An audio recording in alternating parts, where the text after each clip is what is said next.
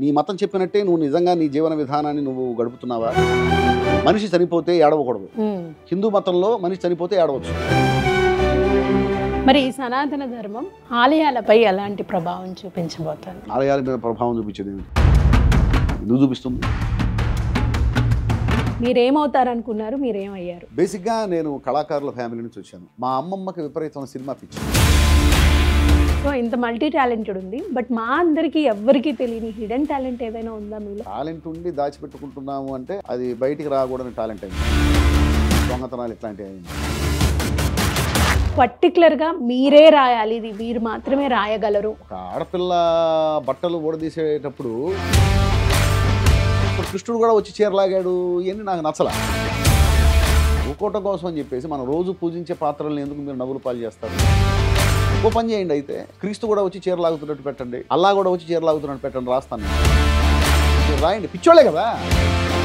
ఇప్పుడున్న రోజుల్లో నాటకాల ప్రదర్శన కావచ్చు, నాటక రంగం కావచ్చు, అంతరించిపోతూ ఉంది. బలగం లాంటి సినిమా వచ్చింది, బలగం లాంటి నాటకం ఎందుకు రాదు?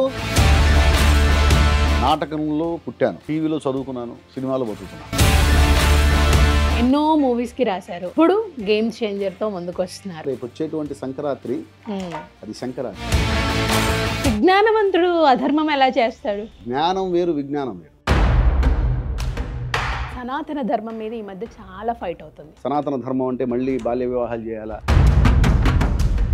అసలు ఫస్ట్ ఆఫ్ ఆల్ మీకు సనాతన ధర్మం అంటే ఏంటో తెలుసా? ఇప్పుడు ఇంకో కొత్త తీర్పు కూడా వచ్చింది కదా సార్, అత్తమామని వద్దు అని భర్తతో అంటే. హిందూ చెప్పినా, ఇంకో ఇస్లాం చెప్పినా, ఇంకో క్రిస్టియానిటీ చెప్పినా అదే చెప్పేది. ఒకప్పుడు అది అధర్మం, ఒకప్పటి అధర్మం ఇప్పుడు ధర్మం అయింది. ఏ మతంలో ఉంది మనిషిని హింసించమని? కళ్యాణ్ గారు సనాతన ధర్మాన్ని సపోర్ట్ చేస్తున్నారు. ఇక్కడ కళ్యాణ్ గారు అంటే పన్ని వాళ్ళు ఉంటారు చూసావా, భయం, ఎక్కడ చంపేస్తారని భయం. మరి ఎందుకు? ఏదో మాట్లాడుకుంటూ ఉంటారు, ఖండిస్తూ ఉంటారు.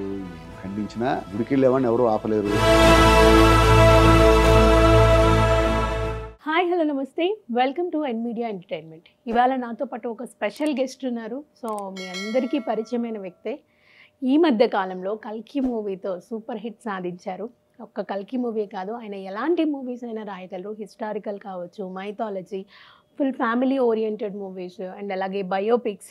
మనందరికీ తెలిసిందే కదా, సాయి మాధవ్ బుర్రా గారు. ఆయన బహుముఖ ప్రజ్ఞాశాలిగా పేరుగాంచిన వ్యక్తి.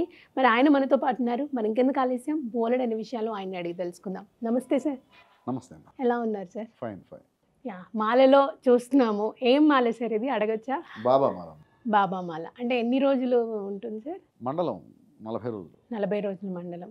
అంటే మేము ఒకటి విన్నాము, మీ బర్త్డే టైంకి సాయిబాబా దర్శనం చేసుకుంటూ మాల తీసే టైంకి మీరు వేస్తూ ఉంటారని చెప్పేసి.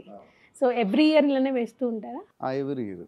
ఎవ్రీ ఇయర్ అంటే ఈ మధ్యన ఒక 2 ఇయర్స్ గ్యాప్ వచ్చింది. మామూలుగా ఎవ్రీ ఇయర్ వేస్తాను నేను. ఓకే, ఈ ఒక్క మాలే వేస్తూ ఉంటారా మీరు? అంతేనమ్మా, బాబా మాల. బాబా మాల వేస్తూ ఉంటారు. సో చక్కగా ఇటువైపు ఇండస్ట్రీ లైఫ్ని అలాగా మాలని అన్నిటినీ కంటిన్యూ చేసుకుంటూ ఎక్కడ డిస్టర్బెన్స్ లేకుండా వెళ్తూ ఉన్నారు. సో మిమ్మల్ని కలవడం చాలా హ్యాపీగా ఉంది. ఒక్క మూవీ కాదు, 2 మూవీస్ కాదు, ఎన్నో మూవీస్కి, మంచి మంచి మూవీస్, సూపర్ హిట్ మూవీస్కి మాటలు రాశారు. మాటలే కాదు, పాటలు కూడా రాస్తారు అని విన్నాము. అంటే పాటలు రాస్తాను కానీ అంత ప్రొఫెషనల్గా, అంటే ఇప్పుడు నేను మాటలు రాసే స్థాయిలో పాటలు రాయలేను. అప్పుడప్పుడు ఏదైనా ఆలోచన వస్తే ఇది పేపర్ మీద పెడుతుంటాం తప్ప. బట్ మేబీ మీరు తలుచుకుంటే అవుతుందేమో అన్న నమ్మకం మా అందరికీ ఉంది. అంటే అది వేరమ్మా. అంటే నాకు తెలుసుగా నాలో ఎవరున్నారనేది. నేను డైలాగ్స్ విషయానికి, ఇప్పుడు డైలాగ్స్ కానివ్వండి, స్క్రీన్ ప్లే కానివ్వండి, కథ కానివ్వండి, స్క్రిప్ట్ వర్క్ విషయంలో నేను చాలా బాగా చేయగలుగుతాను, చాలా బాగా చేయగలుగుతాను. పాటలు అంటే ప్రస్తుతం అద్భుతంగా లిరిక్స్ రాసేవాళ్ళు ఉన్నారు, వాళ్ళతో పోల్చుకుంటే నేను ఆ స్థాయిలో రాయలేను. మేబీ మీరు దృష్టి సారించకపోవడం వల్ల ఎలా ఉండొచ్చేమో కదా. అంటే అఫ్కోర్స్ అది కూడా ఒక కారణం కావచ్చు, కానీ నాకు తెలుసుగా నాలో ఎంతవరకు ఉందనేది. అంటే ఒక్కొక్కరికి మనకు తెలుస్తూ ఉంటుంది. సరే, ఇప్పుడు మాటలు ఇంత చక్కగా రాస్తున్నారు, నాటకాలలో మీరు డైరెక్షన్ చేశారు, యాక్ట్ చేశారు, అంటే రైటర్గా మీరు ఇంత ముందంజలో ఉన్నప్పుడు అంతకుముందు మీరు యాక్ట్ కూడా చేశారు. సో ఇంత మల్టీ టాలెంటెడ్ ఉంది, బట్ మా అందరికీ ఎవ్వరికీ తెలియని హిడెన్ టాలెంట్ ఏదైనా ఉందా మీలో? హిడెన్ టాలెంట్ నాకు అంత తెలుసమ్మా. నాకు ఏదైనా ఏ టాలెంట్ ఉన్నా కూడా నాది, మాకు తెలియనిది ఏదన్నా మీలో. మీకు తెలియదంటూ నాకు తెలిసినంత వరకు నాకున్న టాలెంట్స్ అన్నీ మీరు చూపించేశారు అంతే. హిడెన్ టాలెంట్ అంటూ ఏమీ లేదు. టాలెంట్ ఉన్న తర్వాత దాన్ని దాచిపెట్టుకోవాల్సిన అవసరం ఉంది. అంతేనా? టాలెంట్ ఉండి దాచిపెట్టుకుంటున్నాము అంటే అది బయటికి రాకూడని టాలెంట్ అయి ఉండాలి. దొంగతనాలు ఇట్లాంటివి అయి ఉండాలి. అలాంటి టాలెంట్ నా దగ్గర లేదు. నా దగ్గర ఉండే టాలెంట్స్ అన్నీ సమాజానికి ఉపయోగపడే టాలెంట్సే, అంతేగాని అడ్డదారి టాలెంట్స్ ఏమి లేవు కాబట్టి దాచిపెట్టుకోవాల్సిన అవసరం లేదు. Good question. అంటే గుడ్ క్వశ్చన్కి గుడ్ ఆన్సర్ ఇచ్చారు. సో మామూలుగా అయితే ఎవరైనా చిన్నప్పుడే డిసైడ్ అయిపోతూ ఉంటామంట. అది ఎంతవరకు సక్సెస్ అవుతుంది అని తెలియదు, కానీ స్కూల్ డేస్లో కానీ కాలేజ్ డేస్లో కానీ మన రిలేటివ్స్ టీచర్స్ ఎవరైనా అడిగినప్పుడు నువ్వేమవుతావురా అంటే పలాంది అవుతాను అని చెప్తారు. మీరేమవుతారు అనుకున్నారు? మీరేమయ్యారు? నేను ముందు నుంచి సినిమా వాడిని అవ్వాలనుకున్నాను, సినిమా వాడిని అయ్యానమ్మా. నా సమస్య లేదు. అంటే ఎందుకో వచ్చింది? మీకు ఎవరన్నా ఉన్నారా ఫ్యామిలీలో కానీ? అంటే బేసిక్గా నేను కళాకారుల ఫ్యామిలీ నుంచి వచ్చాను. మా నాన్న స్టేజ్ ఆర్టిస్టు, మా అమ్మ స్టేజ్ ఆర్టిస్టు. నేను ఊహ తెలిసిన దగ్గర నుంచి కల్చరల్ బ్యాక్డ్రాప్లోనే పెరిగాను నేను. మా ఇంట్లో ఎప్పుడూ నాటకాలకు సంబంధించిన డిస్కషన్స్ జరుగుతూ ఉంటాయి, రిహార్సల్స్, ఆ హార్మోని మోతలు, ఆ డైలాగ్స్, వాటి మధ్య నేను ఆ పద్యాలు వాటి మధ్య పెరిగాను నేను. ఎట్ ఏ సేమ్ టైం మా అమ్మమ్మకి విపరీతమైన సినిమా పిచ్చి. ఓకే. మా అమ్మమ్మకి రోజు ఓ సినిమా చూసేది. ఖచ్చితంగా నన్ను మా తమ్ముడిని తీసుకుని రోజుకో సినిమా గెలిపేది. ఓకే. అలాగే చిన్నప్పటి నుంచి నాకు సినిమా పిచ్చి అలవాటైంది. నాకు ఊహ తెలిసిన తర్వాత ఎన్టీ రామారావు గారికి బాగా కనెక్ట్ అవటం, రామారావు గారి డైలాగులు చెప్పటం, రామారావు గారి లాగా డ్యాన్స్ చేయడానికి ట్రై చేయటం, ఆయనలాగా యాక్ట్ చేయడానికి ట్రై చేయటం, అలాగే అక్కినేని నాగేశ్వరరావు గారి లాగా అలా డైలాగులు చెప్పటం, అందరు చుట్టుపక్కల వాళ్ళందరూ పోగొట్టడం, వీడు పెద్ద ఆర్టిస్ట్ అవుతాడు, వీడు ఎప్పటికైనా గొప్ప సినిమాలోకి వెళ్ళిపోతాడు వీడు అని చిన్నప్పటి నుంచి అందరూ అంటూ ఉంటే అది నిజమే కావాలని పడుతూ ఉంటుంది మనసులో. ఎవరికైనా ఇలాగే జరుగుతూ ఉంటుంది, నా ఒక్కడికే కాదు, అందరికీ అలాగే. ఎస్, నేను నాలో ఇది కావాలి, ఒక మంచి కాన్ఫిడెన్స్ బూస్ట్ అవుతూ ఉంటుంది. అంతే. చుట్టుపక్కల వాళ్ళందరూ పొగుడుతూ ఉంటే మనకు ఆ కాన్ఫిడెన్స్ వస్తూ ఉంటుంది. అయితే ఏంటంటే ఆ పొగడ్తలన్నీ నిజాలా కాదా అనేది ముందు మనల్ని మనం చెక్ చేసుకోవాలి. ఆ వయసులో ఆ స్థాయి రాకపోయినా చెక్ చేసుకునే పరిస్థితి ఆ వయసులో రాకపోయినా ఒక ఏజ్కి వచ్చాక మనల్ని మనం చెక్ చేసుకోవాలి. నాలో ఎవరున్నారు, ఆర్టిస్ట్ ఉన్నాడా, రైటర్ ఉన్నాడా, డైరెక్టర్ ఉన్నాడా, ఎవరున్నారు ఏంటనేది చెక్ చేసుకోవాల్సిన అవసరం, చెక్ చేసుకునే స్థాయి ఒక స్థాయికి వస్తాయి. అప్పుడు మనల్ని మనం చెక్ చేసుకోకపోతే మనం తప్పు చేసిన వాళ్ళం. అంతే. అది ఒక్క ఏజే కదా మనకి, టైం గుడ్ వెళ్ళాలన్నా బ్యాడ్ వైపు వెళ్ళాలన్నా కూడా. అప్పుడు నేను కరెక్ట్గా చెక్ చేసుకున్నాను. చెక్ చేసుకున్నప్పుడు నాలో రైటర్ ఉన్నాడన్న విషయం తెలిసింది. రైటర్ అవుదామనే ట్రై చేశాను, రైటర్ అయ్యాను, రైటర్గానే బతుకుతున్నాను. ఎస్, రైటర్, మామూలు రైటర్ కాదు. అంటే one of the top writer మీరు. ఎందుకంటే మంచి మంచి మూవీస్కి మాటలు రాశారు, అవకాశాలు వచ్చినాయి అమ్మా. అదేంటంటే నా ఫస్ట్ సినిమా కృషి గారి ప్రోత్సాహం వల్ల, నాకు ఆయన ఇచ్చిన చేయూతతో మొదటి సినిమానే నాకు కృష్ణ వందే జగద్గురు లాంటి మంచి సినిమా పడటం వల్ల మంచి సినిమాలనే నాకు వచ్చినాయి. అది నా ఫస్ట్ సినిమా. అది కాకుండా ఇంకేదన్నా ఒక రెగ్యులర్ మూవీ ఏదైనా పడ్డట్టయితే రెగ్యులర్ సినిమాలకే రాసేవాడిని నేను. ఓకే. ఫస్ట్ సినిమా నాకు మంచి సినిమా రావటం, రెగ్యులర్ సినిమా కాకుండా కొంచెం కాస్త డిఫరెంట్ మూవీ రావటం వల్ల అన్ని డిఫరెంట్ మూవీస్ వచ్చినాయి నాకు. అంటే అన్నిటినీ టచ్ చేశారు. బయోపిక్లని, మహానటి కావచ్చు, ఎన్టీఆర్ కావచ్చు, అండ్ అలాగే మైథాలజీ మూవీస్ శాకుంతలం కావచ్చు, హిస్టారికల్ మూవీస్ చేశారు. అంటే కల్కి, గౌతమిపుత్ర శాతకర్ణి, ఇలాంటివి ఎన్నెన్నో మూవీస్, చాలా జానర్స్ చేశాను. అన్ని జానర్స్లో మీరు టచ్ చేస్తున్నప్పుడు మీకు బాగా అతి కష్టంగా అనిపించిన జానర్ ఏంటి? నాకు అన్నీ అంటే నేను ఏది కూడా కష్టంగా అనుకున్నమ్మా, అన్నీ ఇష్టంగా చేస్తూ ఉంటాను. అంటే మనకి ఎక్కడో దీనికి ఇంకా ఎక్కువ టైం తీసుకోవాలి, దీన్ని ఆలోచన విధానం మారాలి, ఇలాంటి అనుకున్నవే ఏమన్నా జానర్? అంటే కష్టం కావడం వల్ల ఎక్కువ టైం తీసుకోవటం అనేది ఉండదమ్మా. అసలు కష్టమైతే మనం రాయలేము. ఫస్ట్ ఆఫ్ ఆల్ ఇది రాయటం మనకు కష్టం అవుతుందే, ఇది నాకు కష్టంగా ఉంది అనేటువంటి ఫీల్ ఎప్పుడైతే మనసులో పడిందో ఇక అది ఆ ప్రభావం స్క్రిప్ట్ మీద పడుతుంది, మనం సరిగ్గా రాయలేం. నేను రాయలేకపోతున్నానే, కొంచెం కష్టం అవుతుంది అనే ఫీలింగే రాకూడదు మనకి. అది నాకు ఎప్పుడు రాలేదు. ఓకే. అది రాయడానికి ఆ క్యారెక్టర్స్లోకి వెళ్ళిపోతాను, ఆ కథలోకి వెళ్ళిపోతాను, ఆ సమస్యలోకి వెళ్ళిపోతాను, ఆ సంఘర్షణను అనుభవిస్తూ ఉంటాం, ఆటోమేటిక్గా వచ్చేస్తాయి. ఎక్కువ టైం తీసుకోవడం వేరు, ఎక్కువ టైం తీసుకోవడానికి ఉండేటువంటి కారణాలు వేరు. నేను చాలాసార్లు కూడా చెప్పాను, నేను మహానటి రాయడానికి చాలా టైం తీసుకున్నాను. అదే కారణం ఏంటంటే ఒక సీన్ రాసిన తర్వాత మళ్ళీ ఆ సీన్ నుంచి బయటికి రావడానికి నాకు చాలా టైం పట్టేది. అదే సీన్లో ఉండిపోయాడు. ఓకే. 4-5 రోజులు పట్టేది ఆ సీన్ నుంచి బయట రావడానికి. వారం రోజులు పడ్డ సందర్భాలు కూడా ఉన్నాయి. అంటే ఇంకో సీన్ తీసుకొని రాస్తున్నా కూడా అదే సీన్లో ఉండిపోవటం. అదే ఎందుకు అంత డెప్త్గా వెళ్ళిపోయేవారు? ఆ కథలో ఉన్న గొప్పతనం మరి. అది దానికి వేరే రీజన్ ఉండదు. కథలో ఉన్న గొప్పతనం, ఆ కథలో ఉన్న సంఘర్షణ, ఆ ఎమోషన్. బట్ మీరు ఎంత అయితే మీరు అది ఎంత ఇష్టంగా రాసి అంత టైం తీసుకున్నప్పటికీ ఆ సినిమా చూస్తున్న ప్రతి ఒక్కరికి కంటతడి పెట్టించారు మూవీ లాస్ట్ మినిట్కి వచ్చేసరికి. సో అంత బాగా మాటలు రాయగలిగారు కాబట్టి మేము అంత చక్కగా దాన్ని చూడగలిగాము.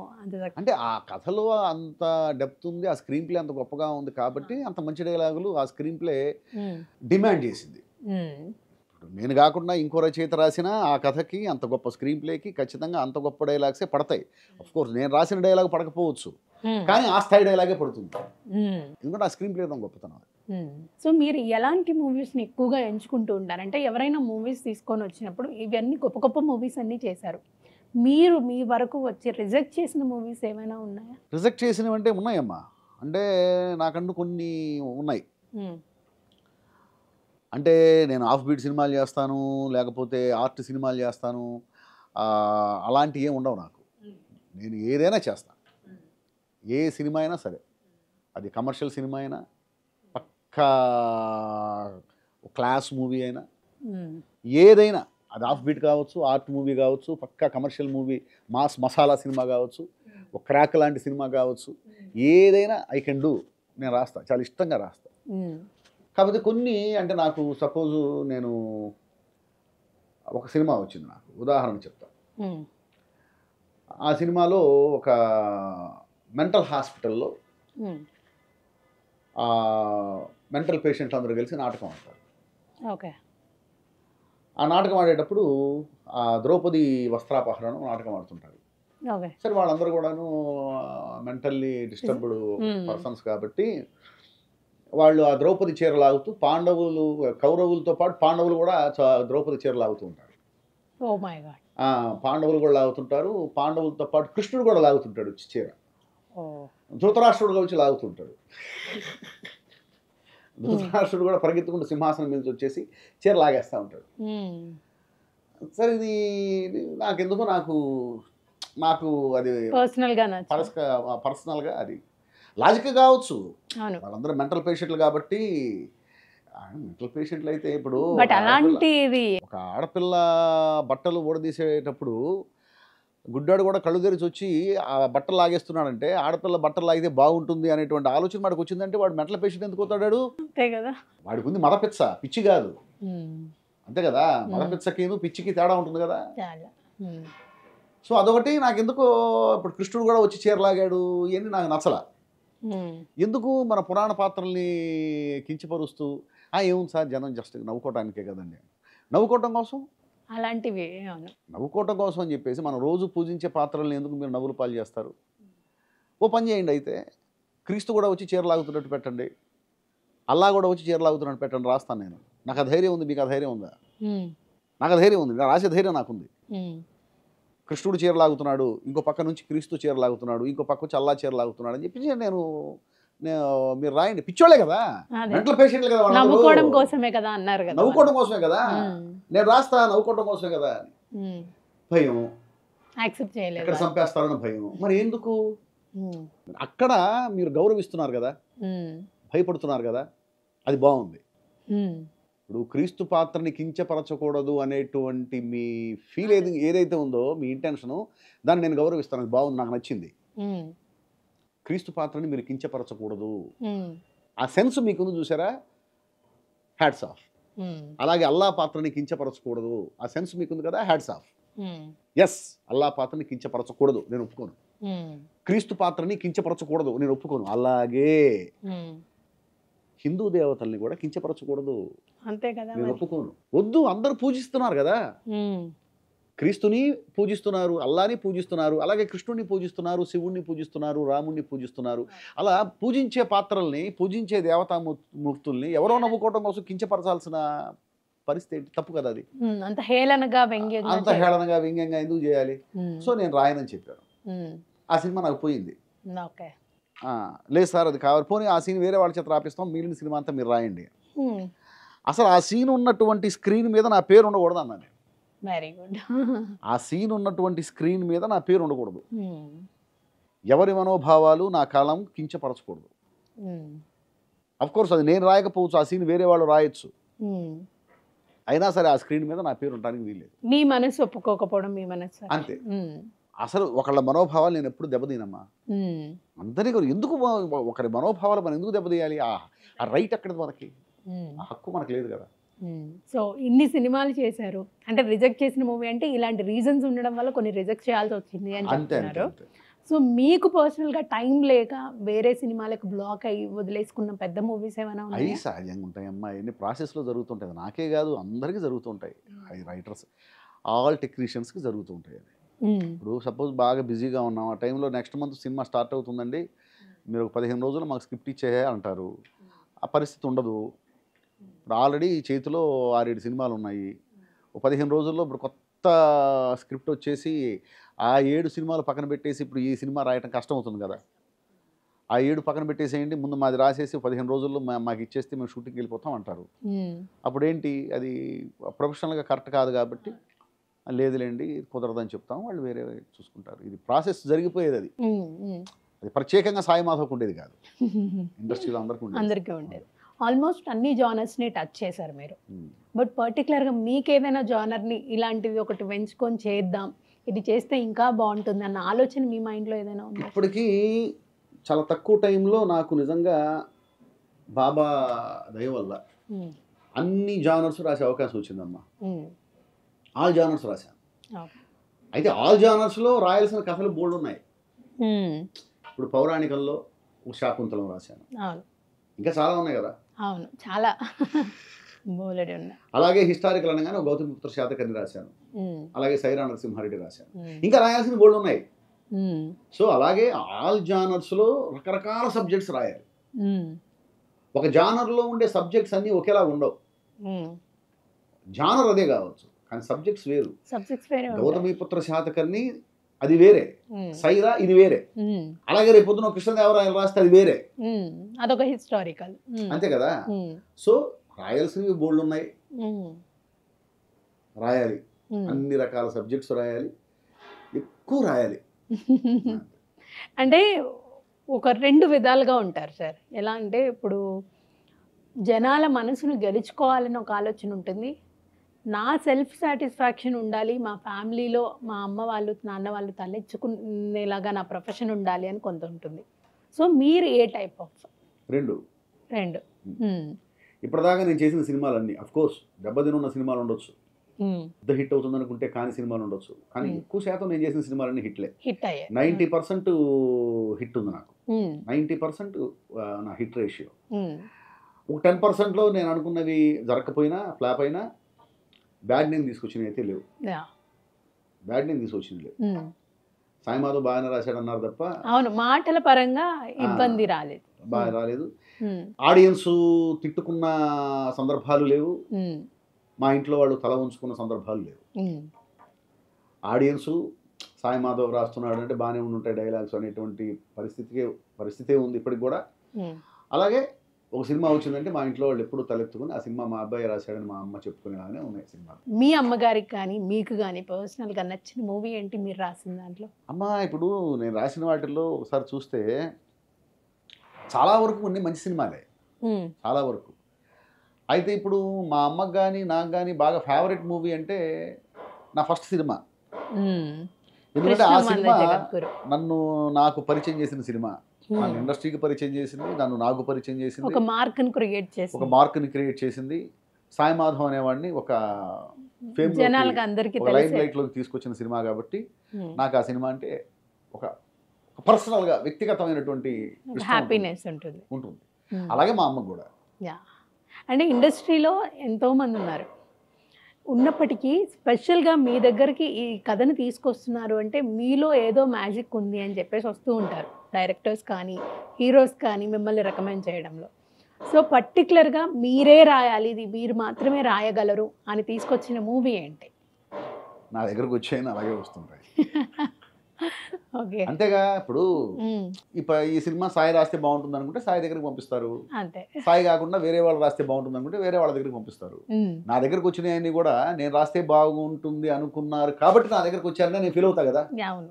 అంటే నేను అనేది ఎలా అంటే ఇప్పుడు మీ దగ్గరకు ఒక మూవీ వస్తుంది, సరే ఫర్ సపోజ్ కల్కి వచ్చింది, కల్కి మీరు రాయాలి అన్నప్పుడు నా దగ్గర ఇన్ని మూవీస్ ఉన్నాయి, సో నాకు ఈ టైం లేదు అన్నా సరే మీరు మాత్రమే రాయగలరు, మీకోసం వెయిట్ చేస్తాం అనుకున్న మూవీస్ ఏమైనా ఉన్నాయమ్మా. అంటే అవన్నీ చెప్తే ఎలా ఉంటుందంటే అది గర్వం కింద పలానా సినిమా నా కోసం ఆగారు, నా కోసం అట్లాగా ఉంటామని చెప్పారు, నువ్వే రాయాలన్నారు అని చెప్పుకుంటూ పోతే ఏంటంటే అదేదో అహంకారంగానో లేకపోతే ఒక గర్వంగానో చెప్పుకున్నట్టు ఉంటాయి. కానీ అలాంటివి ఉన్నాయి, నాకే కాదు అందరు రైటర్స్కి ఉంటాయి. ఇప్పుడు సపోజ్ ఒక అంటే నాది ఒక స్టైలు, ఇప్పుడు సపోజ్ పలానా కథ సాయి మాధవ్ రాస్తే బాగుంటుంది అని ఎలా అనుకుంటారో అలాగే పలానా కథ సాయి మాధవ్ కంటే కూడా పలానా ఎవరు రాస్తే బాగుంటుంది అని కూడా అనుకుంటారుగా. అంతే కదా. ఇంకో కథ ఉంది, అది సాయి మాధవ్ కంటే పలానా ఎవరు రాస్తే బాగుంటుంది, రెండు వాళ్ళ దగ్గరికి వెళ్తారు.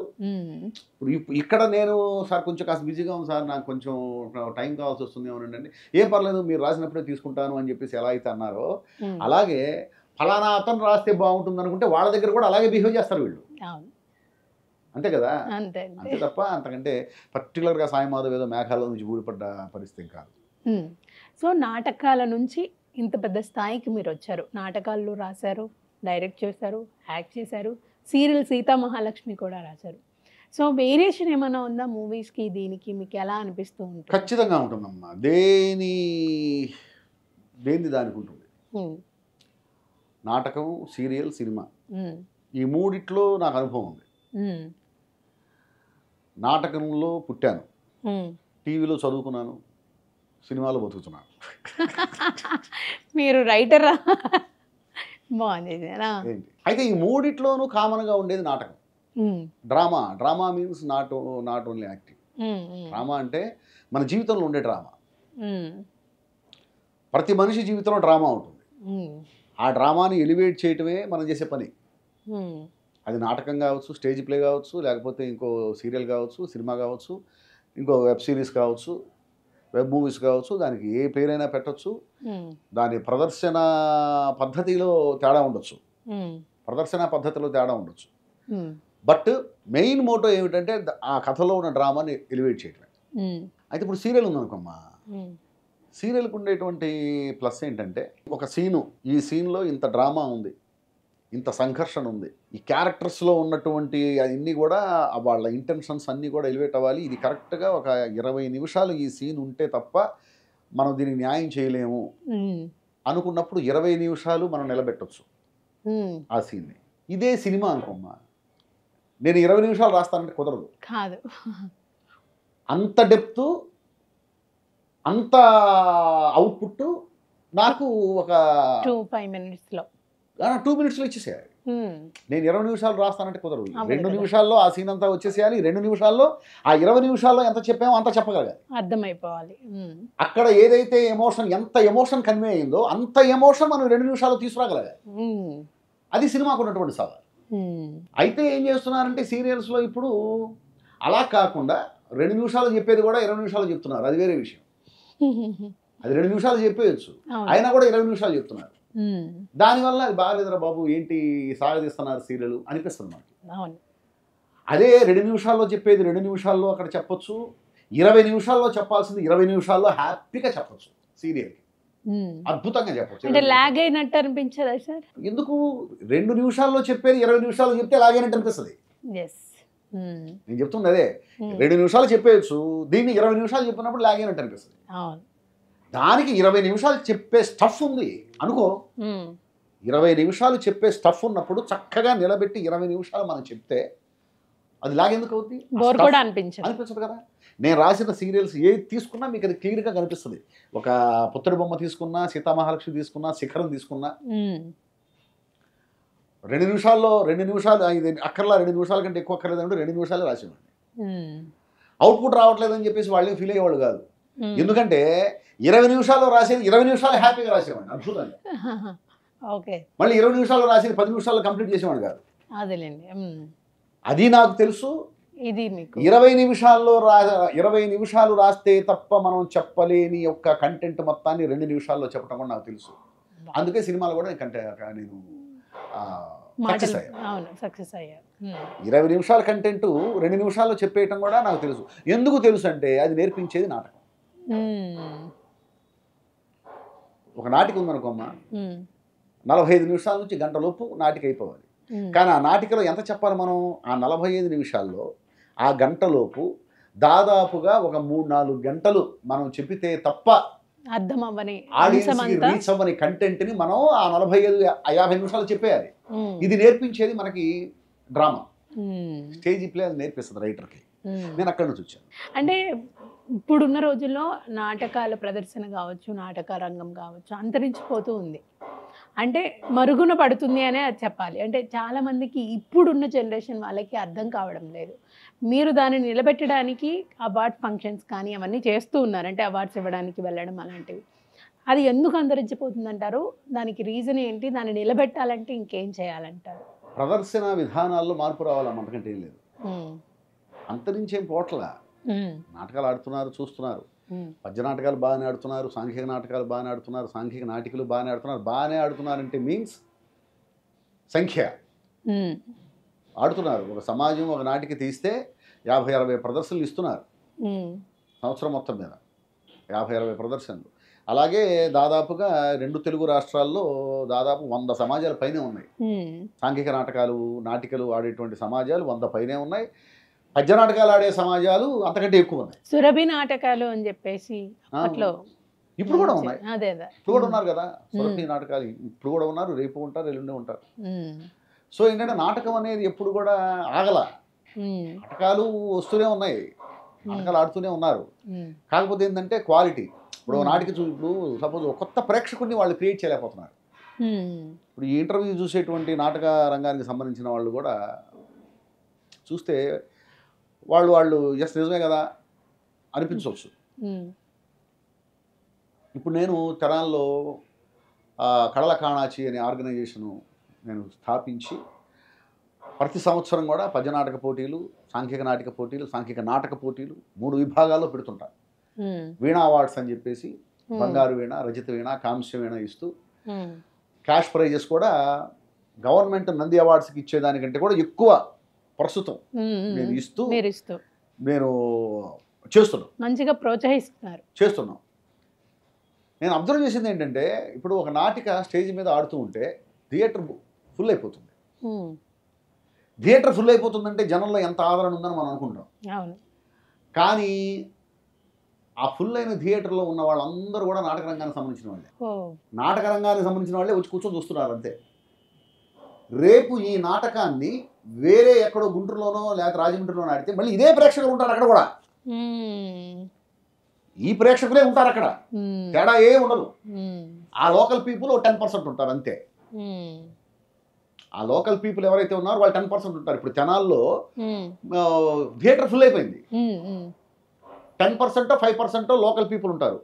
90% మొత్తం థియేటర్ జనాలే ఉంటారు. ఎక్కడెక్కడి నుంచో వచ్చిన థియేటర్ జనాలు, తెనాలి థియేటర్ జనాలు, వీళ్ళతో పాటు పక్క ఊళ్ళ నుంచి, పక్క స్టేట్స్ నుంచి, అంటే పక్క స్టేట్స్ నుంచి అంటే తెలంగాణ పక్క డిస్ట్రిక్ట్స్ నుంచి వచ్చిన వాళ్ళు, వైజాగ్ నుంచి వచ్చిన వాళ్ళు, మొత్తం థియేటర్ ఆర్టిస్టులే. వాళ్ళకి ఇంట్రెస్ట్ ఎక్కువగా వాళ్ళే వచ్చి చూస్తుంటారు. మళ్ళీ ఈ పరిషత్తు ఇప్పుడు తెనాల్లో జరిగింది, తీసుకెళ్ళి వైజాగ్లో పెడతారు. తర్వాత వైజాగ్లో పరిషత్ జరుగుతుంది, మళ్ళీ వీళ్ళే ఉంటారు.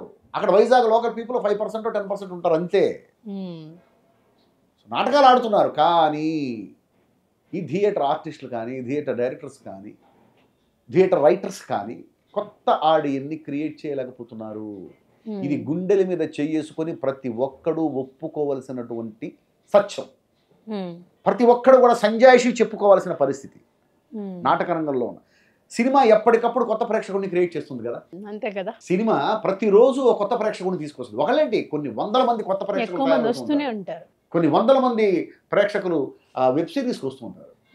మరి వెబ్ మూవీస్, ఓటీటీ ప్లాట్ఫామ్కి కొత్త వాళ్ళు వస్తున్నారు, కొత్త ప్రేక్షకులు పెరుగుతూ ఉన్నాయి, సబ్స్క్రిప్షన్స్ పెరుగుతూ ఉన్నాయి. మరి నాటకానికి కొత్త ప్రేక్షకులు రావట్లేదు అంటే సమాధానం చెప్పాల్సింది ఎవరు? నాటక రంగానికి సంబంధించిన వాళ్ళే, ప్రేక్షకులు కాదు. దానికి కొంతమంది మేధావులు ఏం చెప్తారు అంటే, ఇప్పుడు సినిమాలో లాగా మేము బూతులు చెప్పాలా, సినిమాలో లాగా డాన్సులు వేయాలా? బూతులు చెప్పే సినిమాలను ఆడుతున్నాయా? లేదు. మంచి సినిమాలు ఆడలేదా? బాగున్నాడు. బూతులు లేకుండా, ఎలాంటి అశ్లీలం లేకుండా, వల్గారిటీ లేకుండా తీసిన సినిమాలు ఆడలేదని మీ ఉద్దేశమా? ఆడుతున్నాయి. ఇంకా దానికి ఆదరణ ఎక్కువగా ఉంటుంది. ఆదరణ బ్రహ్మాండంగా ఉంది. బలగం లాంటి సినిమా వచ్చింది. బలగం లాంటి నాటకం ఏం రాదు. బలగం లాంటి సినిమా వచ్చింది, నేను చూసా కదా 4 సార్లు. అద్భుతమైన సినిమా కదా. లేచి నిలబడి చప్పట్లు కొట్టాం కదా థియేటర్లో. బలగం లాంటి నాటకం ఎందుకు రాదు? అది ఆలోచించకుండా.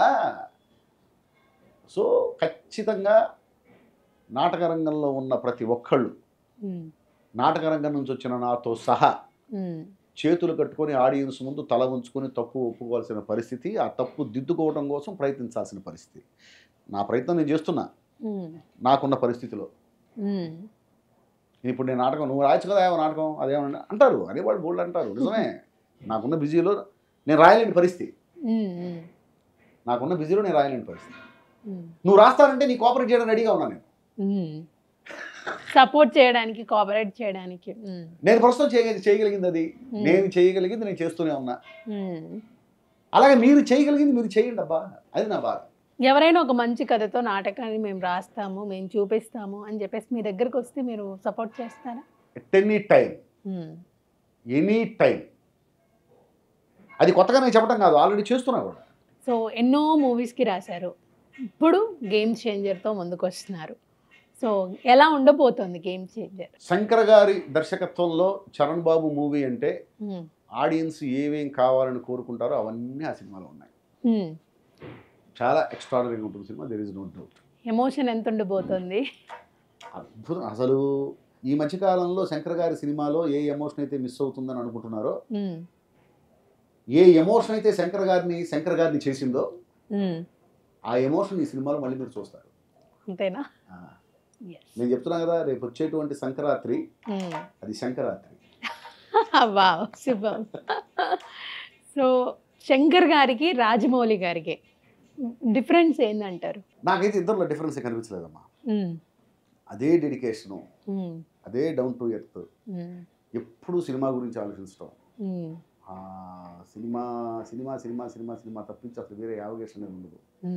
ఇద్దరిలో నేను అదే చూసాను. సో ఇంకోటి మెగా ఫ్యామిలీ విషయానికి వస్తే చరణ్ గారితో, చిరంజీవి గారితో, నాగబాబు గారితో అండ్ వరుణ్ తేజ్ గారితో ఇలా అందరితో వర్క్ చేశారు మీరు.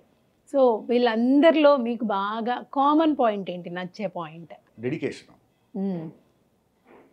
చిరంజీవి గారి దగ్గర నుంచి వచ్చిన డెడికేషన్. చిరంజీవి గారమ్మా ఆయన ఎందుకు మెగాస్టార్ అయ్యాడు అనేది చాలామంది చాలా రకాలుగా, ఆయన మహానటుడు, అద్భుతంగా ఫైట్స్ చేస్తారు, అద్భుతంగా డ్యాన్స్ చేస్తారు, అట్ ది సేమ్ టైము ఒక కొత్త ట్రెండ్ ఆయన క్రియేట్ చేశారు. సుప్రీం హీరో చెప్తారు, అన్ని నిజాలే. వీటన్నిటికంటే పెద్ద నిజం ఏంటంటే, ఇవన్నిటితో పాటు ఎక్కడ కూడా నేను ఒక మెగాస్టార్ని, నేను ఏం చేసినా సరే జనం చూస్తారు అనేటువంటి ఫీల్ ఆయనకి ఎప్పుడు లేదు. ఇప్పుడు కూడా నా ఫ్యాన్స్ నా నుంచి ఇది కోరుకుంటారు, నేను ఇవ్వకపోతే వాళ్ళు డిసప్పాయింట్ అవుతారు. ఇప్పుడు కూడా ఆయన డూప్ లేకుండా ఫైట్ చేయడానికి ఆయన ఫస్ట్ ప్రిఫరెన్స్, ప్రయారిటీ. మిగిలిన వాళ్ళందరూ వద్దు వద్దు వద్దు, మీరు డూప్ పెట్టేస్తాం, మీరు ఉండండి, మీరు కూర్చోండి, మీరు రిస్క్ తీసుకోమాకండి అని చెప్పినా కూడా లేదు లేదు లేదు నాకు డూప్ వద్దు, నేను చేస్తాను అని చెప్పేసి ఇప్పుడు కూడా ముందుకు వచ్చేటువంటి పరిస్థితి అయింది. ఆయన ఇప్పుడు కూడా ఫ్యాన్స్ గురించి ఆలోచిస్తాడు ఆయన. నాకు తెలిసి ఇప్పుడు చిరంజీవి గారు ఆయన నేను ఇలాగే చేస్తాను అంటే, కాదండి మీరు ఇలా చేయాలని అడిగేవాళ్ళు ఎవరు లేరు ఇండస్ట్రీలో. కాదు నేను ఇలాగే చేస్తాను, ఇలాగ తీయండి అంటే, కాదు కాదు కాదు సార్ మీరు ఇలా చేయండి సార్ అని డిస్కస్ చేసేవాళ్ళు ఎవరు లేరు. ఆయన ఏం చెప్తే చేస్తారు, కానీ ఆయన చేస్తాడు ఏం చెప్పినా, డైరెక్టర్ ఏం చెప్పినా ఆయన చేస్తాడు. ఒకవేళ అక్కడ ఏదన్నా చిన్న డిఫరెన్స్ తప్పు జరుగుతుంది అనుకుంటే ఆయన డైరెక్టర్ని పక్కకి పిలిచి ఒకసారి చెక్ చేసుకో, అదేదో అక్కడ ఏదో ప్రాబ్లం ఉంది ఒకసారి చెక్ చేసుకో అని చెప్పి. 150 సినిమాలు సీనియారిటీ ఉన్నప్పుడు ఆ మాత్రం చెప్పకుండా ఎలా ఉంటారు? అంతే, చెక్ చేసుకో అంటే లేదు సార్ నేను కొంచెం కాన్ఫిడెంట్గా ఉన్నానండి అని చెప్పగలిగితే, అవునా ఓకే రేట్ కాన్ఫిడెంట్గా ఉన్నావు ఓకే రేట్, కానీ అట్లా ఉంటుంది. పవన్ కళ్యాణ్ గారు ఆయన ఎన్సైక్లోపీడియో, గోపాల చేశాను, సర్దార్ గబ్బర్ సింగ్ వీళ్ళందరిలో నేను చూసింది ఏంటంటే కామన్గా డెడికేషన్. ఫ్యాన్స్కి వాళ్ళ కళ్ళ ముందు ఎదురుగా కెమెరా ఉంటే కెమెరాలో ఫ్యాన్స్ కనిపిస్తూ ఉంటారు. ఇప్పుడు ఆ కెమెరా ఉంది, కెమెరాలో వాళ్ళకి ఏంటంటే ఫ్యాన్స్ థియేటర్లో కూర్చున్న ఫ్యాన్స్ కనిపిస్తూ ఉంటారు. ఫ్యాన్స్ కోసం చేస్తూ ఉంటారు అంతే.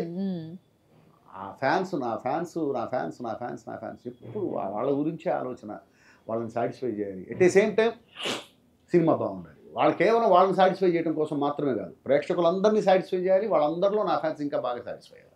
పవన్ కళ్యాణ్ గారిలో వేరియేషన్ ఏమన్నా చూసారా? అంటే హీరోగా ఆయన ఎలా ఉన్నారు, పొలిటికల్ హీరోగా ఆయన ఎలా ఉన్నారు? అంటే నేను ఆయన ముందు నుంచి కూడా ఇది నేను గమనిస్తూనే ఉన్నాను. ఆయనలో ఫైర్, సమాజం గురించి మాట్లాడే అవకాశం వచ్చినా, అవసరం వచ్చినా దాన్ని ఎప్పుడూ వదులుకోలేదు ఆయన. ఇప్పుడు సనాతన ధర్మం గురించి పడుతున్నారు. సనాతన ధర్మం గురించి కానీ ఆయన ఎప్పుడైనా సమాజం గురించి, అప్పుడు ఆఖరికి నేను ఆయనతో పాటు నేను జర్నీ చేసిన అంతసేపు సర్దార్ గబ్బర్ సింగ్ బాగా జర్నీ చేశాను ఆయనతో. 1 year దాదాపుగా ప్రతిరోజు నేను కళ్యాణ్ గారితో నేను జర్నీ చేశాను. 365 రోజులు, అంతకంటే ఎక్కువే కావచ్చు కూడా. సర్దార్ గబ్బర్ సమాజం గురించి మాట్లాడాల్సిన పరిస్థితి వస్తే దాన్ని ఎప్పుడు కూడా మనకెందుకులే అని చెప్పి ఆయన ఎప్పుడు వదిలేసిన సందర్భం లేదు. ఆయన ఎప్పుడు సమాజానికి ఏదో చెయ్యాలి, సమాజంలో ఏదన్నా రుగ్మత ఉంది అంటే అది పక్కకి వెళ్ళడానికి మనం ఏం చేయగలం, ఇలాంటి ఆలోచన ఆయన ముందు నుంచి ఉంది. ఖచ్చితంగా ఈయన గ్యారెంటీకి పాలిటిక్స్ వైపు వెళ్ళిపోతాడని చెప్పేసి నాకు అప్పటి నుంచి ఉంది. వచ్చాడు, మంచి సక్సెస్ కూడా సాధించారు. డిప్యూటీ సీఎంగా మంచిగా అందరికీ ప్రజలకు ఒక మంచి సేవ చేస్తున్నారు. అయ్యో. సో ఇప్పుడు నాగబాబు గారు, సీతామహాలక్ష్మి, శిఖరం. నాగబాబు గారు నేను ఎప్పుడు చెప్తాను, నేను ఇండస్ట్రీలో గుండెల మీద చేసుకుని నేను కృతజ్ఞతలు చెప్పుకునేటువంటి వ్యక్తులు ఎవరన్నా ఉన్నారు అంటే క్రిష్ గారు, సురేష్ బాబు, నాగబాబు గారు. కృష్ణవందే జగద్గురువుతో నన్ను ఇండస్ట్రీకి పరిచయం చేసింది, ఒక లిఫ్ట్ ఇచ్చింది క్రిష్ గారు. గోపాలతో ఇంకో స్థాయికి నన్ను తీసుకెళ్ళింది సురేష్ బాబు గారు. ఆ తర్వాత నన్ను చిరంజీవి గారికి పరిచయం చేసి, చిరంజీవి గారికి కానీ లేకపోతే నాగబాబు గారికి కానీ మన కళ్యాణ్ గారికి కానీ నా గురించి చెప్పి బాగా రాస్తాడు సాయి, ఒకసారి చూడండి అని చెప్పేసి నన్ను అక్కడ తీసుకెళ్ళి కూర్చోబెట్టి నన్ను ఇంకో లెవెల్కి తీసుకెళ్ళింది నాగబాబు గారు. నాగబాబు గారు ఆయన నిప్పు, ఫిల్టర్ లేదు మనిషి. At the same time A topic గురించి అయినా సరే అనుగణంగా మాట్లాడగలిగినటువంటి నాలెడ్జ్ ఆయన. ఒక మంచి స్పోక్స్ పర్సన్. దేని గురించి అయినా ఏ టాపిక్ ఇచ్చినా సరే దాని గురించి ఆయన దగ్గర కూర్చుంటే మనకి టైం తెలియదు, బోర్ కొట్టదు. అర్రే టైం అయిపోయిందా అనిపిస్తుంది. పొద్దున 10 గంటలకు కూర్చుంటే నైట్ 8 అయినా సరే ఆయన చెప్తుంటే వినాలనిపిస్తుంది. ఎందుకంటే ఎక్కడ టాపిక్ రిపీట్ అవ్వదు, టాపిక్ డైవర్ట్ అవ్వదు. రిపీట్ అవ్వకుండా, డైవర్ట్ అవ్వకుండా ఒకే టాపిక్, దాని గురించి ఎంతసేపు అయినా మాట్లాడగలిగినటువంటి నాలెడ్జ్ ఉన్నటువంటి మనిషి ఆయన నాగబాబు గారు. అట్ ద సేమ్ టైం ఎలాంటి మాలిన్యం ఆయన మనసుకు ఉండదు. అట్ ద సేమ్ టైం ఆయనకి అన్నగారన్న తమ్ముడు అన్న విపరీతమైన ప్రేమ. వాళ్ళ దూరకు వస్తూ ఊరుకోడు. ఎంత దూరమైనా వెళ్తాడు, ఎంత రిస్క్ అయినా తీసుకుంటాడు. అలాంటి బ్రదర్ ఉండాలి కదా మరి.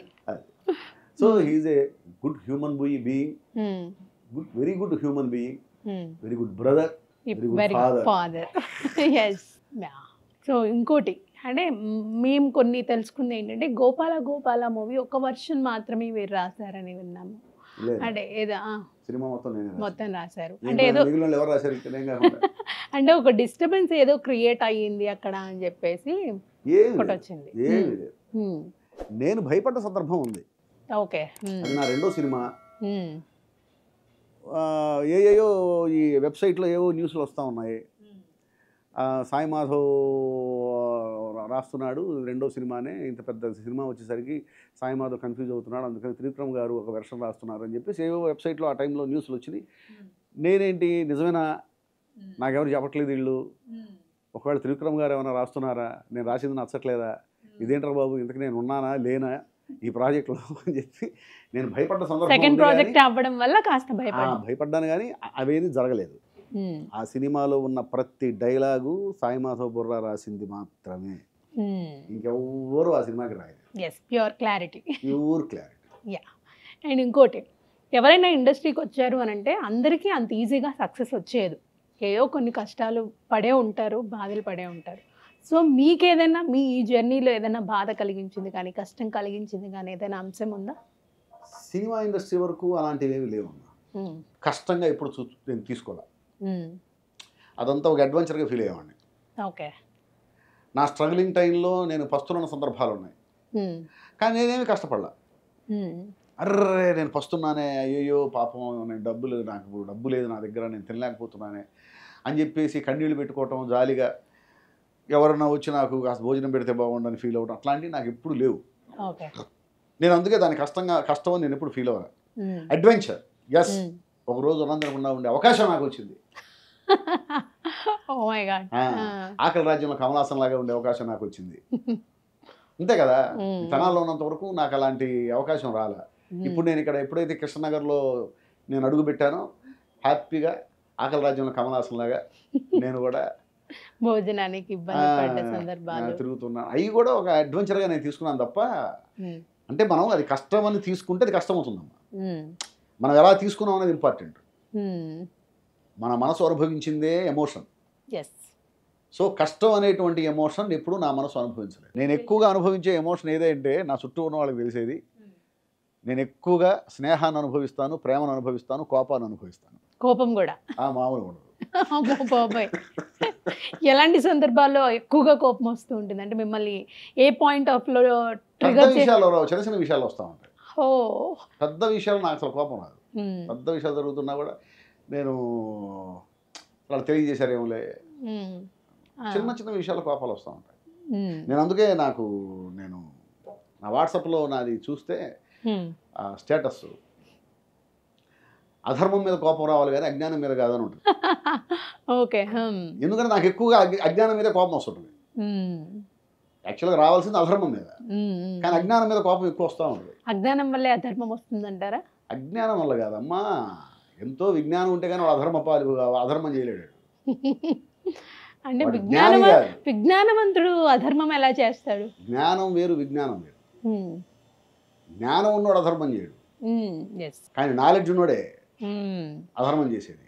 వాడికి నాలెడ్జ్ లేకపోతే అధర్మం ఎట్లా చేయగలుగుతాడు? అసలు ధర్మం చేయడానికి తెలివితేటలు అక్కర్లా, నిజం చెప్పడానికి తెలివితేటలు ఎందుకమ్మా? ఉన్నోడు చెప్పడానికి తెలివితేటలు ఎందుకు? లేనిది చెప్పడానికి తెలివితేటలు కావాలి, అంతే కదా ఆలోచన విధానం. అంతే. 2 4 అని చెప్పడానికి తెలివితేటలు ఎందుకు? చదువుకుంటే సరిపోదు కదా. 2 6 అని చెప్పడానికి తెలివితేటలు కావాలి, క్రియేషన్ కావాలి. దాన్ని నమ్మించడానికి ఇంకా మంచి క్రియేషన్. అంతేగా. సో ఈ తప్పులు చేసే వాళ్ళందరూ చాలా తెలివైనాడు, చాలా నాలెడ్జ్ పర్సన్స్, లేకపోతే వాళ్ళు తప్పులు చేయలేదు. మీ లైఫ్లో మీరు ఎవరి నుంచైనా మోసపోయిన పర్సన్స్ ఎవరైనా ఉన్నారా? నన్ను మోసం చేసిన వాళ్ళ?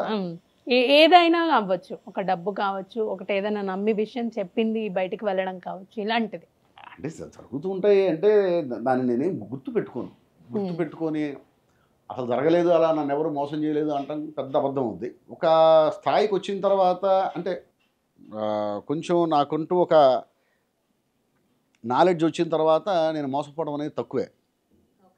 అంతకుముందు సహజంగా చేసి ఉంటారు కదా, అంతకుముందు మోసం సహజంగా, అది ప్రతి మనిషి మోసపోతూ ఉంటాడు, ప్రతి మనిషి మోసం చేస్తూ ఉంటాడు. నేను మోసం చేసి ఉంటాను, నేను మోసపోయి ఉంటాను, రెండూ జరుగుతాయి. అసలు నేను మోసం చేయలేదు అన్నా తప్పే, నేను ఎక్కడ మోసపోలేదన్నా తప్పే. సో నేను ఒక క్వశ్చన్ అడగాలనుకుంటున్నాను సార్. అంటే కృష్ణుడు ఇది ఏదైతే ఉందో మీరు అన్నారు కదా, దేవుళ్ళని కించపరచకూడదు అని చెప్పేసి, ఏ దేవుడైనా సరే కించపరచడం తప్పు, అలాంటి స్క్రిప్ట్స్ నేను ఎంచుకోను అని చెప్పారు.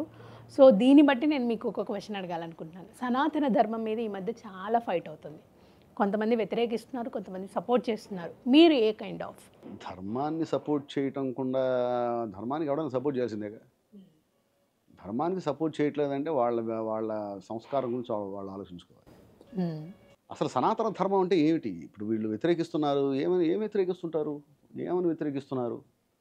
నేను చూసా ఈ మధ్య ఎవరో చెప్పారు, నేను చూడలేదు కానీ చెప్పారు ఎవరో, ఏమని, సనాతన ధర్మం అంటే మళ్ళీ బాల్య వివాహాలు చేయాలా, మళ్ళీ దాన్ని ఏమంటారు, సతీ సహగమనం చేయాలా, భర్త చనిపోతే ఆ భార్యను కూడా తీసుకెళ్ళిపోయి భర్తతో పాటు దహనం చేసేయాలా, ఏమిటి ఇవన్నీ మళ్ళీ రావాలా అని చెప్పేసి అడుగుతున్నారు, అడిగారు అని చెప్పారు ఎవరు. అసలు ఫస్ట్ ఆఫ్ ఆల్ మీకు సనాతన ధర్మం అంటే ఏంటో తెలుసా? మీరు ఎట్లా దాన్ని వ్యతిరేకిస్తున్నారు? సనాతన ధర్మం అంటే ఇప్పుడు మీ దృష్టిలో బాల్య వివాహాలు చేయటమో, లేకపోతే సతీ సహగమనం చేయటమో, ఇవన్నీ సనాతన ధర్మంలో భాగమని మీరు అనుకుంటే, మరి పురాతన ధర్మం అంటే ఏమిటి? పాయింట్. పురాతన ధర్మం అంటే ఏమిటి? అది సనాతన ధర్మం అంటే పురాతన ధర్మం ఏమిటి? సనాతన ధర్మం అంటే ఎప్పటికీ మారనిది అని అర్థం. మారింది అంటే అది సనాతన ధర్మం కాదు. మారినవన్నీ పురాతన ధర్మాలు. పురాతన ధర్మాలు ఉంటాయి, ఆధునిక ధర్మాలు ఉంటాయి. బట్ ఇప్పుడు ఆధునిక ధర్మం రేపొద్దున పురాతన ధర్మం కావచ్చు. ఒకప్పుడు ఇప్పుడు సుప్రీంకోర్టు, ఒక ఉదాహరణకి పచ్చిగా చెప్తాను, సుప్రీంకోర్టు ఇప్పుడు ఏం చెప్తుంది? లివింగ్ రిలేషన్ తప్పు కాదని చెప్తుంది. ఒక భార్య భర్త వాళ్ళిద్దరే కాదు, ఒక ఆడ మగ ఇష్టపడి, తనకు మ్యారేజ్ అయినా సరే, వీడికి మ్యారేజ్ అయినా సరే, వాళ్ళిద్దరూ కలిసి ఉంటే దాన్ని ఆపే హక్కు, ప్రశ్నించే హక్కు భార్యకి లేదు, భర్తకి లేదు అని చెప్పి సుప్రీంకోర్టు చెప్పింది. ఇది ఆధునిక ధర్మం. ఒకప్పుడు అది ధర్మం కాదు, ఒకప్పుడు అది అధర్మం. ఒకప్పటి అధర్మం ఇప్పుడు ధర్మం అయింది. ఇది ధర్మం అని చెప్పేసి సుప్రీంకోర్టే చెప్పింది. రేపొద్దున దీన్ని మళ్ళీ వ్యతిరేకించవచ్చు. రేపొద్దున ఇది ధర్మం కాకపోవచ్చు, భవిష్యత్తులో దీన్ని వ్యతిరేకించవచ్చు. అప్పుడు ఇది పురాతన ధర్మం అవుతుంది. ఓకే. ఇప్పుడు ఏదైతే అధునాతన ధర్మం ఉందో, రేపొద్దున ఇది ధర్మం కాదు అని చెప్పేసి ఇంకో తీర్పు వస్తే ఇది పురాతన ధర్మం అయిపోతుంది రేపొద్దున. కానీ సనాతన ధర్మం అంటే ఇది కాదు. ఒకప్పుడు బాల్య వివాహం ధర్మం, అది అధర్మం అని చెప్పి అది తీసేశారు, అది మారింది.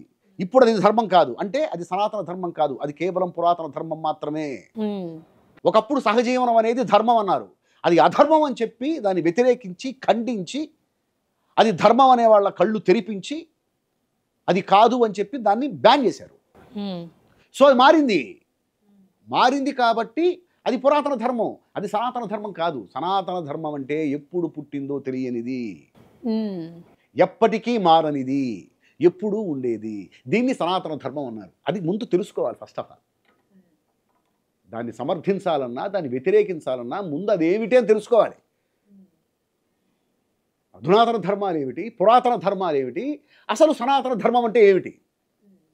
సనాతన ధర్మం అంటే ఎప్పుడు పుట్టిందో తెలియనిది, ఎప్పటికీ మారనిది, ఎప్పుడూ ఉండేది. తల్లిదండ్రుల్ని గౌరవించవలెను, అది ఎప్పుడు ఉంటుంది, ఇది ఎప్పటికీ మారదు. తల్లిదండ్రుల్ని మీరు గౌరవించాల్సిన అవసరం లేదు. ఒక వయసు రాగానే వాళ్ళిద్దరిని గెట్టేసేయండి అని చెప్పేసి సుప్రీంకోర్టు చెప్పదు. ఇప్పుడు ఇంకో కొత్త తీర్పు కూడా వచ్చింది కదా సార్, అత్తమామని వద్దు అని భర్తతో అంటే వాళ్ళు విడాకులు ఇచ్చేయచ్చు, కానీ అత్తమామల్ని మాత్రం ఇంట్లోనే ఉంచుకోవాలి అని. అదే నేను చెప్తుంది. ఇప్పుడు అవన్నీ మారనిది, ధర్మాలు మారుతూ ఉంటాయమ్మా. ఒకప్పుడు ధర్మం ఇప్పుడు ధర్మం కాకపోవచ్చు, ఇప్పటి ధర్మం రేపొద్దున ధర్మం కాకపోవచ్చు, కానీ ఎప్పటికీ ఉండే ధర్మాన్ని సనాతన ధర్మం అన్నారు. అది దాని అర్థం. సో ఆ సనాతన ధర్మాన్ని మనం గౌరవించాలి. సనాతన ధర్మం అంటే ఏమిటి? నీ మనోభావాలు నేను గౌరవించాలి, అది సనాతన ధర్మం. అది హిందూ మతం చెప్పినా, ఒక హిందూ చెప్పినా, ఇంకో ఇస్లాం చెప్పినా, ఇంకో క్రిస్టియానిటీ చెప్పినా అదే చెప్పేది. ఏ మతంలో అయినా ఉంది అదే. రెండు, మతం అనేది ఎప్పుడు కూడా అది రిచువల్కి సంబంధించింది. మతం అనేది రిచువల్కి సంబంధించింది. ధర్మం ఎప్పుడు ఒకటే, ఆచరించాల్సింది ధర్మం. అది నువ్వు ఎలా ఆచరిస్తున్నావు అని చెప్పేది మతం. దేవుణ్ణి పూజించు అనేది ధర్మం. దేవుణ్ణి ఎలా పూజిస్తున్నావు అని చెప్పేది మతం. నువ్వు దీపారాధన చెయ్యి, హారతి ఇవ్వు, దండం పెట్టుకో అని చెప్పేది, హోమం చెయ్యి అని చెప్పేది హిందూ మతం. చర్చికి వెళ్ళు అని చెప్పేది క్రిస్టియానిటీ మతం. నువ్వు మసీదుకి వెళ్ళు, మౌనంగా ప్రేయర్ నమాజ్ చేసి వచ్చేసే అని చెప్పేది ఇస్లాం మతం. విగ్రహారాధన చేయమంటుంది ఒక మతం. విగ్రహాన్ని కాకుండా నువ్వు నిరాకారాన్ని పూజించు అని చెప్పేది ఒక మతం. అలాగా అవన్నీ పద్ధతులు, పూజించే విధానాలు మాత్రమే చెప్పేది మతం. ధర్మం అనేది ఏ మతంలోనైనా ఒకటే. అట్ ఏ సేమ్ టైం సహధర్మచారిణి, భార్యని గౌరవించాలి, నాలో సగంగా నా భార్యని చూడాలి, ఇదే ధర్మం. ఇంకో మతంలో భార్యకి సరైనటువంటి స్థానం లేదు అంటే అది తర్వాత వాళ్ళు ఎలా వచ్చిందో ఏంటో అది తెలియదు, కానీ ఏ మతం కూడా చెప్పదు. అది భార్య కానీ ఇంకోళ్ళు కానీ అసలు మనిషిని మనిషిగా చూడమని చెప్పేది కదా మతం. ఏ మతంలో ఉంది మనిషిని హింసించమని, మనిషిని వరసల పేర్లతో దూరం పెట్టమని? అంటే మనిషిగా గౌరవించండి, మనిషిని ప్రేమించండి, నీతో సమానంగా ఇంకో మనిషిని చూడండి అని చెప్పి నీ మతం చెప్తూ ఉంటే ఆ మనిషి భార్య స్థానంలోకి రాగానే తక్కువైపోతుందా? కాదుగా. అంటే అవన్నీ కూడాను సమాజం క్రియేట్ చేసుకున్నటువంటి పద్ధతులు. అవి ఒక్కొక్క సమాజంలో ఒక్కొక్క రకంగా అవి తయారవుతున్నాయి ఆ పద్ధతులు. కానీ ధర్మం మాత్రం ఎప్పుడు మారదు. ధర్మం ఒకటే. సన్మార్గంలో వెళ్ళమని చెప్తారు. సన్మార్గంలో వెళ్ళు, మనిషిని గౌరవించు. ఆ మనిషి తల్లి కానీ, తండ్రి కానీ, భార్య కానీ, తమ్ముడు కానీ, చెల్లెలు కానీ, ఎవరైనా కానీ మనిషిని గౌరవించు. నిన్ను నువ్వు ఎలా ప్రేమిస్తావో ఎదుటి మనిషిని కూడా అలా ప్రేమించు, అలా గౌరవించు. నీలో భగవంతుడు ఉన్నాడు. నీ గురించి నువ్వు మర్చిపోతే నీలో మిగిలింది నీ భగవంతుడు. నువ్వు ఎవరో కాదు, నువ్వే భగవంతుడివి. కాకపోతే నువ్వు అలవాటు చేసుకున్న అజ్ఞానం, నీలో ఉన్న స్వార్థం భగవంతుడి నుంచి నిన్ను వేరు చేస్తుంది. అవన్నీ లేకపోతే నువ్వే భగవంతుడివి. అలాగే ఎదుటి మనిషి కూడా భగవంతుడే. ఎదుటి మనిషిలో కూడా నువ్వు భగవంతుని చూడు. ప్రతి జీవిలో కూడా భగవంతుని చూడని చెప్పేది ఏ మతమైనా, అది హిందూ మతమైనా, ఇస్లాం మతమైనా, క్రిస్టియన్ మతమైనా చెప్పేది అదే. అలా చెప్పినవి కాబట్టే అవి మతాలైనవి. అలా కాకుండా ఒకరిని చంపేసేయని చెప్పేది ఏ మతం కాదు. సో సనాతన ధర్మం అనేదాన్ని ఎవ్వరు కూడా ఖండించడానికి లేదు. ఎందుకంటే మీరు చెబుతున్నాయని పురాతన ధర్మాలు అవన్నీ మారిపోయినాయి. ఇప్పుడు వేరే ధర్మాలు వచ్చినాయి. ఇవి కూడా మారొచ్చు. రేపొద్దున ఇవి కూడా పురాతన ధర్మాలు కావచ్చు.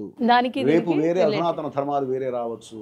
కానీ ఎప్పుడు పుట్టిందో తెలియనిది, ఎప్పటికీ మారనిది, ఎప్పుడు ఉండేది అది మాత్రమే సనాతన ధర్మం. దాన్ని ప్రతి ఒక్కరూ గౌరవించాలి, తల వంచాలి. మరి ఈ సనాతన ధర్మం ఆలయాలపై ఎలాంటి ప్రభావం చూపించబోతుంది? ఆలయాల మీద ప్రభావం చూపించేది ఏమిటి? ఎందుకు చూపిస్తుంది? అసలు ఎందుకు అడిగారు ఆ ప్రశ్న? ప్రశ్నలో ఉద్దేశం ఏంటి చెప్పండి. మీరే చెప్పారు కదా, అంటే వ్యతిరేకిస్తున్న వాళ్ళు ఈ సనాతన ధర్మం పేరిట ఆలయాలను పెంచాలని, ధర్మాన్ని వ్యతిరేకించే వాళ్ళ ప్రభావం ఆలయాల మీద ఎలా పడుతుంది అనేది ప్రశ్న. అంటే సనాతన ధర్మం ప్రభావం కాదు. అవును, సనాతన ధర్మాన్ని వ్యతిరేకించే వాళ్ళ ప్రభావం ఆలయాల మీద ఎలా పడుతుంది అనేది కదా ప్రశ్న. వీళ్ళు ఏదో మాట్లాడుకుంటూ ఉంటారు, ఖండిస్తూ ఉంటారు.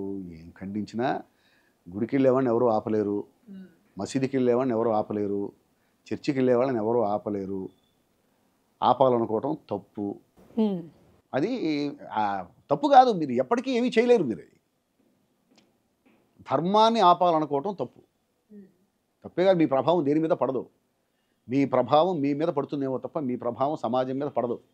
మీరన్న ఇప్పుడు సపోజ్ కొంతమంది ఉంటారు, ఇదే సనాతన ధర్మం కావోలు వీళ్ళు చెబుతుందాన్ని నమ్మేసి, వీళ్ళు చెబుతుందని నమ్మటం కూడా కాదమ్మా, ఎవరైతే చెబుతున్నారో వాళ్ళని వ్యతిరేకించడం వితౌట్ ఎనీ నాలెడ్జ్. ఇప్పుడు సనాతన ధర్మం గురించి ఎవరైతే మాట్లాడుతున్నారో, సనాతన ధర్మాన్ని ఎవరైతే సపోర్ట్ చేస్తున్నారో వాళ్ళంటే గిట్టని వాళ్ళు ఉంటారు చూసారా. వాళ్ళంటే గిట్టని వాళ్ళు దాన్ని ఎవరైతే ఖండిస్తున్నారో వాళ్ళకి సపోర్ట్ చేస్తారు అంతే. అది ఎంతవరకు కరెక్ట్ అనేది వీడికి అవసరం. అర్థమైందా? అర్థమైంది. నాలెడ్జ్ లేకుండా డైరెక్ట్గా చెబుతున్నారు. ఇప్పుడు సపోజ్ కళ్యాణ్ గారు సనాతన ధర్మాన్ని సపోర్ట్ చేస్తున్నారు. ఇక్కడ కళ్యాణ్ గారు అంటే పన్ని వాళ్ళు ఉంటారు చూసావా. సనాతన ధర్మం అంటే పడకపోవడం కాదు, వాళ్ళకి అసలు సనాతన ధర్మం అంటే తెలియదు. వాళ్ళకి కళ్యాణ్ గారు అంటే పడదు. కళ్యాణ్ గారు ఏమి చెప్పినా సరే ఖండించాలనుకుంటారు. కళ్యాణ్ గారు ఇప్పుడు దాన్ని సపోర్ట్ చేస్తున్నారు కాబట్టి, సనాతన ధర్మాన్ని సపోర్ట్ చేస్తున్నారు కాబట్టి నేను దాన్ని అపోజ్ చేయాలి. ఇప్పుడు నేను అపోజ్ చేయాలంటే ఏం చేయాలి? నేను డైరెక్ట్గా వచ్చి అపోజ్ చేయలేను. ఎవరైతే కెమెరాల ముందుకు వచ్చి అపోజ్ చేస్తున్నారో వాళ్ళకి నేను సపోర్ట్ చేయాలి. ఒకళ్ళు వచ్చి దాన్ని ఖండిస్తున్నారు, సనాతన ధర్మాన్ని ఖండిస్తున్నారు కాబట్టి నేను వీళ్ళని సపోర్ట్ చేయాలి. అంతేగాని అసలు సనాతన ధర్మం ఏంటో నాకు తెలియదు. అదేంటో తెలుసుకుందాం. అది ఖండించడం కరెక్టా, దాన్ని సమర్థించడం కరెక్టా అనేది వీళ్ళకి అనవసరం. నాకు కళ్యాణ్ గారిని వ్యతిరేకించాలి కాబట్టి కళ్యాణ్ గారు చెప్పిందని నేను ఖండించాలి. అది మంచి అయినా సరే నేను ఖండించాలి. అది మంచో చెడో కూడా ఆలోచించాల్సిన అవసరం నాకు లేదు. పలానా వాడు ఖండిస్తున్నాడు కాబట్టి వాడిని నేను సమర్థించాలి అంతే. ఇప్పుడున్న రోజులు, ఇప్పుడున్న మనుషులు అలా ఉంది ప్రస్తుతం. అంతే తప్ప దాని గురించి ఏమీ లేదు. సనాతన ధర్మం అనేది ఎప్పుడూ ఉంటుంది. అది దాని అర్థమే అది ఎప్పుడూ ఉండేది, ఎప్పటికీ మారంది. అది ఇప్పుడు పలానా కళ్యాణ్ గారు లాంటి వాళ్ళు వచ్చి దాన్ని సమర్థించకపోతే అది ఆగేది కాదు. ఇంకొకళ్ళు వచ్చి ఖండించినంత మాత్రాన అది కూడా ఆగేది కాదు. అంటే ఇప్పుడు కళ్యాణ్ గారు ఒకవేళ సమర్థించకపోతే సనాతన ధర్మం ఆగిపోతుందేమో అని భయం అక్కర్లా. అది ఎప్పుడు ఉంటుంది. ఇప్పుడు కళ్యాణ్ గారు ఆయన యొక్క మంచి మనసుతో, ఆయన గొప్ప వ్యక్తిత్వంతో దాన్ని సమర్థించారు. ఒకవేళ ఆయన దృష్టికి రాకపోయినా, ఆయన సమర్థించకపోయినా సనాతన ధర్మానికి వచ్చేటువంటి నష్టం లేదు. ఇప్పుడు ఖండించే వాళ్ళందరూ వచ్చేసి ఖండిస్తూ వచ్చినా కూడా సనాతన ధర్మం ఆగేది లేదు. అది ఆగదు. సనాతన ధర్మం అది ఎప్పటికీ అలా ఉంటుంది. ఎప్పటికీ అలా ఉంటుంది. ఎప్పటికీ అలా ఉంటుంది. సనాతన ధర్మం అనేది సస్యశ్యామలంగా ఉంటుంది. ఆచరించకపోవడం అనేది ఎవరి అది ఎక్కడికి పోదమ్మా. ఇప్పుడు సింపుల్ లాగా నేను ఒకటి చెప్తాను. నేను రిచువల్స్ గురించి కూడా, మతం గురించి కూడా మాట్లాడతా. ఇక్కడ భారతీయత అనేది ఇంపార్టెంట్. భారతీయత. ఒకళ్ళు వస్తారు, నేను ఒక మతం అంటారు. నేను ఒక మతం, నేను విగ్రహాలని పూజించను. ఓకే, రైట్, విగ్రహాన్ని పూజించుకో, నీ మతాన్ని నువ్వు చక్కగా ఆచరించు, తప్పే ఉంది అందులో, తప్పే ఉంది. కానీ నీ జీవన విధానం ఏమిటి? నీ జీవన విధానం ఏమిటి? నీ మతం చెప్పినట్టే నువ్వు నిజంగా నీ జీవన విధానాన్ని నువ్వు గడుపుతున్నావా? మనిషి చనిపోతే ఏడవకూడదు వేరే మతం ప్రకారం. హిందూ మతంలో మనిషి చనిపోతే ఏడవచ్చు. వేరే మతం ఏం చెప్తుంది? మనిషి చనిపోతే ఏడవద్దు అని చెప్తుంది. నువ్వు ఏడకుండా ఉంటున్నావా? ఏడుస్తున్నావుగా. ఎలా ఉంటారు? ఉండలేరు కదా. అంతేగా. ఎట్ ఏ సేమ్ టైం మళ్ళీ నేను ఫలానా మతం అంటారు, అష్టోత్తర శతనామావళి అంటారు, హారతిస్తారు, టెంకాయలు కొడతారు. నువ్వు టెంకాయ కొట్టావు అంటే నీ మతాన్ని నువ్వు ఆచరించట్లా. నేను ఏ మతం అయితే కాదు అంటున్నావో ఆ మతాన్ని నువ్వు ఆచరిస్తున్నావు. అర్థం కావట్లేదా నీకు? పేరు మార్చి ఉపయోగం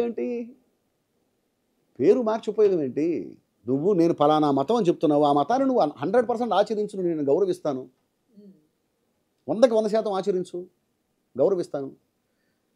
నువ్వు ఏ మతం అయితే కాదంటావో, ఏ మతాన్ని అయితే నువ్వు ఖండిస్తావో, ఏ మతాన్ని అయితే నువ్వు విమర్శిస్తావో, ఆ మతంలో ఏం చెప్పిందో అవన్నీ చేస్తా ఉంటావు. ఆచరించే మాత్రం అష్టోత్తర శతనామావళి చదువుతావు, కొబ్బరికాయ కొడతావు, హారతిస్తావు, పువ్వులు అన్నీ మామూలేక.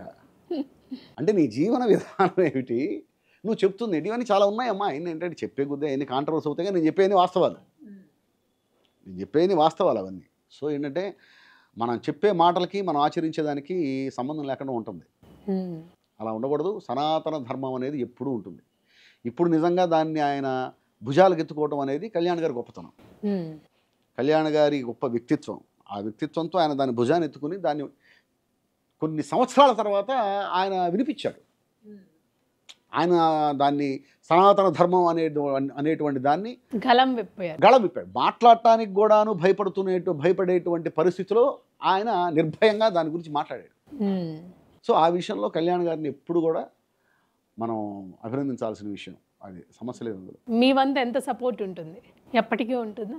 లేకపోతే అసలు మాట్లాడను కదమ్మా. ఇప్పుడు నువ్వు అడిగా మాట్లాడడం వేరు, సపోర్ట్ చేయడం. నేనేమంటాను, అంటారు కదా. మరి అలా అనలేదు దాని గురించి నేను నాకు చేతనంత వరకు నా స్థాయిలో నేనేం చేయగలను అవన్నీ చేస్తా, సమస్య లేదు.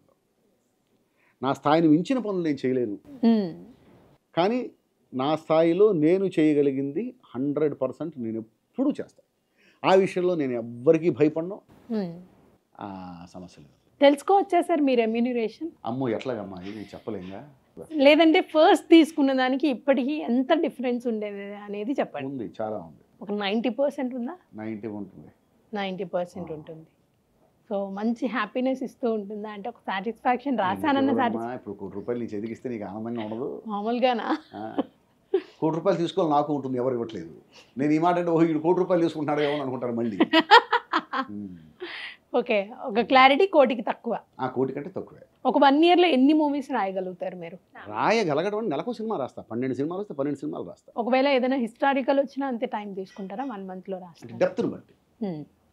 ఒక సినిమా ఉంది, ఒక సినిమా 10 రోజుల్లో రాసేయచ్చు. ఒక సినిమాకి 2-3 నెలలు అయినా కూడా టైం పడుతుంది. అది ఆ సబ్జెక్ట్లో ఉన్న డెప్త్. సో ఇంతమంది హీరోస్తో, టాప్ మోస్ట్ హీరోస్ అందరితో వర్క్ చేశారు మీరు. మీకు బాగా క్లోజ్ అనిపించిన పర్సన్ ఎవరు? అందరు హీరోలు నచ్చుతారు. నాకైతే బాగా దగ్గరగా అనిపించింది బాలయ్య బాబు, చిరంజీవి గారు. ఓకే, ఇద్దరు, చిరంజీవి గారు, బాలయ్య బాబు, వీళ్ళిద్దరూ మాత్రం నిజంగా వాళ్ళు నన్ను ఎంకరేజ్ చేసిన విధానం కానీ, నేనంటే వాళ్ళు అభిమానించే విధానం కానీ, రచయితలకి వాళ్ళు ఇచ్చే గౌరవం first of all next level. అంతే. రచయిత అనేవాడు ఎవడైనా సరే వాళ్ళిద్దరిని ఇష్టపడతారు. సో ఇన్ని మూవీస్ రాశారు కదా సార్, ఫీమేల్ ఓరియంటెడ్ ఏదైనా వస్తే తనని ఫీమేల్ని హీరోగా నిలబట్టి ఆ కథని ముందుకు తీసుకెళ్ళడానికి ఎలా రాయగలుగుతారు, ఎలా రాస్తారు? నేను ఒక సినిమా చెప్తానమ్మా, అది చూస్తే అర్థమైపోతుంది. అది మహానటి. అదేగా మహానటి బయోపిక్ కదా సార్? హీరోయిన్ ఓరియంటెడ్ సినిమానేగా. అంతే. అంటే మామూలుగా ఒక యాక్షన్ మూవీ, ఒక కమర్షియల్ యాక్షన్ మూవీ వస్తే ఖచ్చితంగా చేస్తా, చేయాలని ఉంది, చేస్తా, త్వరలో వస్తుంది కూడా. ఓకే, వెరీ అంటే స్టార్ట్ చేశారా ఏమైనా వర్క్? స్క్రిప్ట్ వర్క్ అయితే జరుగుతుంది. నిజంగా చాలా విషయాలు షేర్ చేసుకున్నారు మీరు, అంటే బోలెడైన విషయాలు మాకు తెలియనివి, అంటే అందరికీ తెలిసేమో, మాకు తెలియనివి కొన్ని మేము బయటకు తీసుకున్నాము అని చెప్పేసి తెలుసుకున్నామని అనుకుంటున్నాము. Thank you so much sir.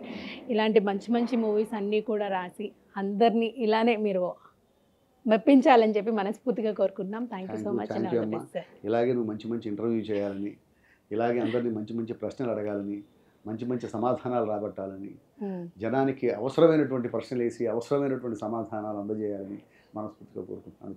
Thank you so much sir.